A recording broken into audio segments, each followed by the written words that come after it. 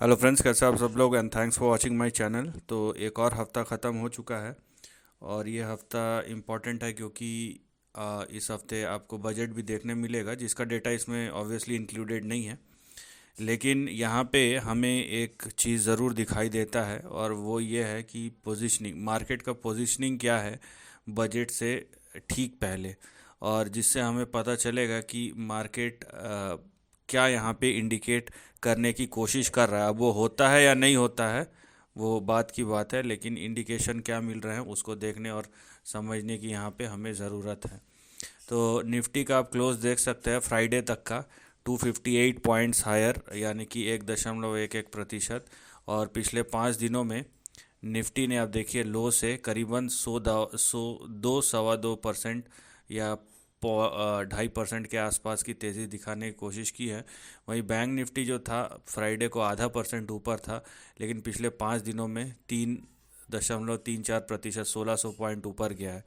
देखिए, जिन्होंने पिछले हफ्ते का मेरा वीडियो देखा था, मैंने साफ कहा था कि ऑल दो ट्रेंड नेगेटिव दिख रहा है लेकिन आप पॉलिसी का वेट कीजिए, लेकिन क्योंकि पॉलिसी से पहले बाज़ार के सेंटीमेंट बदल सकते हैं। और क्योंकि बाज़ार आप देख सकते हैं कि बाज़ार जो था बहुत ज़्यादा डाउन था और यहाँ पे शॉर्ट्स मार्केट में बहुत थे, तो कहीं ना कहीं थोड़े से शॉर्ट्स कवर हुए हैं जिसके वजह से आपको ऐसा मूव देखने मिला है या दिखाई दे रहा है। तो यहाँ पे अगर आप देखेंगे तो आपको पता चलेगा कि बाज़ार ने एक पॉजिटिव मोमेंटम ले लिया है। और इसीलिए मैं बोल रहा था कि आप शॉर्ट्स बहुत सारे हैं मार्केट में और शॉर्ट्स ज़्यादा मत लीजिए यहाँ पे, नहीं तो प्रॉब्लम हो सकता है। तो एक चीज़ अच्छा हुआ है, पिछले आप चाहे 1 महीने का ट्रेंड देखिए या पिछले 6 महीने का निफ्टी का ट्रेंड देखिए, और यहाँ पे आप पिछले 1 महीने और 6 महीने का बैंक निफ्टी का ट्रेंड देख सकते हैं। तो दोनों ही कहीं ना कहीं थोड़े से लाइटर नोट पे है। तो यहाँ पे जब इतना करेक्शन हो चुका हो तो बाज़ार में थोड़ा सा भी अगर कवरिंग आ जाए तो बहुत तेज़ी से एक स्प्रिंग इफेक्ट आता है ना। इसका मतलब ये नहीं है कि ट्रेंड चेंज हो गया है, लेकिन कहीं ना कहीं एक शॉर्ट कवरिंग आ सकता है, डिपेंड अपॉन कि पॉलिसी में क्या क्या बोला जाता है। तो इस चीज़ का आप ध्यान रखिए। उसके अलावा अगर आप फ्राइडे को देखेंगे तो निफ्टी बैंक ऊपर था, निफ्टी ऑटो देखिए 1.65% ऊपर था। उसके बाद निफ्टी एफएमसीजी 2% ऊपर था, निफ्टी आईटी ½ %, मीडिया 1%, मेटल 1 सवा 1%। उसके बाद पीएसयू बैंक 1.4%, फिर निफ्टी रियल्टी 2%, कंज्यूमर ड्यूरेबल्स 2.5%। तो सब 1%, 2%, 2.5% इसी तरीके का यहाँ पे अपसाइड दिखा है। तो यहाँ पे आप देख सकते हैं कि कहीं ना कहीं शॉर्ट्स कवर हुए हैं, ये इसका क्लियर कट इंडिकेशन आपको दिखाई देगा। अब चलते हैं चार्ट्स पे और वहाँ पे देखेंगे कि किस तरीके का प्राइस एक्शन देखने मिला है। तो ये यहाँ पे देखिए आप निफ्टी का चार्ट, और निफ्टी का चार्ट अगर आप देखेंगे यहाँ पे तो आपको क्लियरली दिखेगा एक शॉर्ट कवरिंग। और ऐसे जगह से टेक्निकली यहाँ पे आप देखिए कि ये जो लाइन था ये आपका सपोर्ट लेवल था। तो यहाँ पे जो आप लाइन देख रहे हैं ये देखिए, ये निफ्टी का सपोर्ट लाइन है। और यहाँ पे ये दो लाइन देखिए, यहाँ पे निफ्टी ने सपोर्ट बनाया था लगभग लगभग आप देख सकते हैं नवंबर 2024 में, जो फ्रेश अभी जनवरी 2025 में उसके नीचे गया एक बार और वहाँ पे रिकवर करने की कोशिश किया। 21 जनवरी को फिर नीचे गया, वहाँ से फिर एक रिकवरी आया। तो यहाँ पे अगर आप इसको जूम करके देखेंगे तो लिमिटेड टाइम फ्रेम में ये एक डबल बॉटम जैसा डब्लू जैसा पैटर्न फॉर्मेशन है। तो यहाँ पे आप बोल सकते हैं कि ठीक बजट से पहले यहाँ पे कुछ ना कुछ शॉर्ट्स कवर हुए हैं। और जो रेंज अभी फ़िलहाल एक्टिव हुआ है निफ्टी के लिए, वहाँ पे 23,477 आपका सपोर्ट है और 23,288 आपका स्टॉप लॉस। 23,477 और 23,288 ये आपके सपोर्ट और स्टॉप लॉस है। और ऊपर जो फ़िलहाल रेंज है, हम इस रेंज के बाहर नहीं जा सकते, मैं रीज़न बताऊंगा आपको। ऊपर आप देखिए 23,477 478 के ऊपर जो आप एक्सेस ले सकते हैं वो ले सकते हैं 23,900 और 24,275। अब ये रेंज जो है पहले हमको ये चेक करना पड़ेगा कि ये रेंज स्टेबल है कि या नहीं है। और दूसरी बात, ये जो दो बड़े मूविंग एवरेज है, ये 50 डे और 200 डे मूविंग एवरेज वो यहीं पे है। तो इसके ऊपर भी सस्टेन करना ज़रूरी है निफ्टी को। अगर ये दो कंडीशन सेटिस्फाई होते हैं और निफ्टी जो है 24,275 के ऊपर जाके टिकता है, तब हम बोल सकते हैं कि ये उसके बाद 24,800 या 24,900 या उसके बाद जो हाइज़ हैं उसके तरफ बढ़ेगा। फ़िलहाल जो रेंज एक्टिव है वो सिर्फ इतना ही है।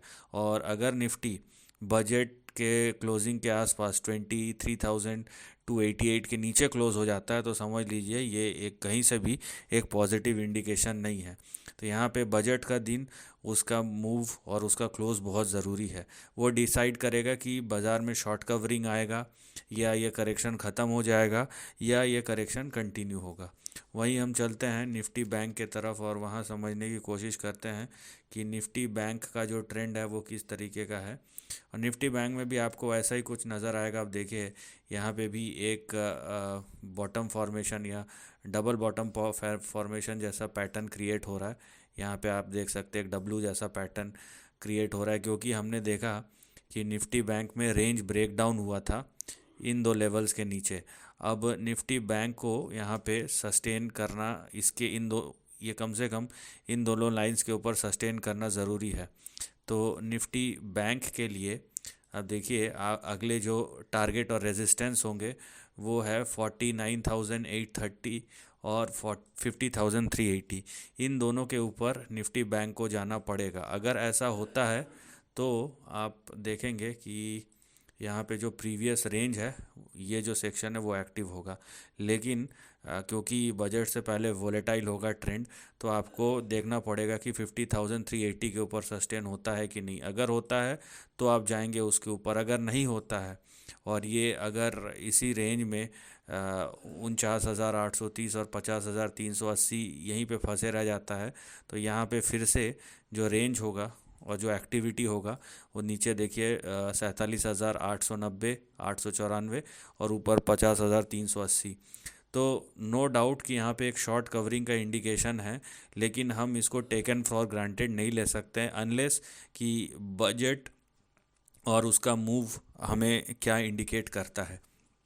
तो यहाँ पे आप फिलहाल देख लीजिए, अगर आपको ट्रेंड लेना है वो आपकी मर्ज़ी, लेकिन आपको ट्रेड लेना तो आपको समझना पड़ेगा कि वोलेटिलिटी बहुत ज़्यादा होगा।